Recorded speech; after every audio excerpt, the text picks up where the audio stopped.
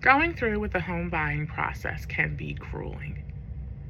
The time spent finding the home, the money spent on the inspections, and just the stress of trying to meet deadlines, especially if you have to vacate your current residence, have on too many occasions have had home buyers going along with the home buying process even though they had serious doubts.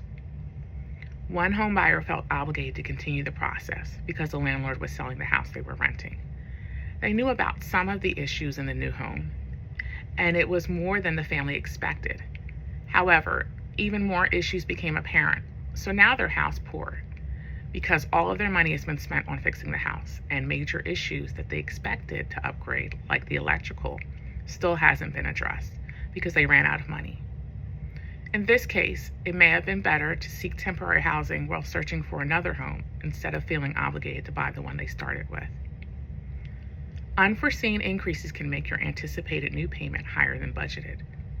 For example, the taxes are increasing significantly because maybe a tax abatement is ending. A tax abatement is where the builder receives an incentive from the local government to offer temporary lower taxes on new construction. Or you could discover that you need flood insurance. Or the solar panel transfer that is required to buy the home comes with a higher payment than expected. I had a buyer who was comfortable with the owner's solar panel lease payment, but when they applied for the transfer themselves, the payment was $325, which was over $100 higher than what the owner was paying. These changes can make your monthly housing expense higher than you expected.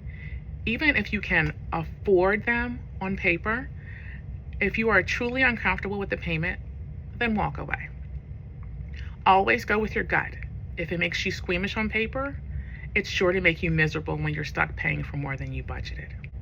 If you got caught up in a bidding war and realized that you're paying too much for a property, then it may be best to walk away. Make sure that your realtor lets you know how much the house is worth, so you can be confident about what you're bidding. Knowing that you're paying $10,000 more than the property is worth is a much easier pill to swallow than not knowing if you paid $50,000 more than what the property is worth.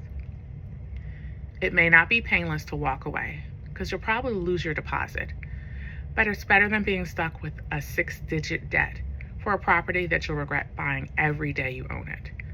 Do as much research as possible, but don't follow through with something that truly makes you uncomfortable. It never ends well.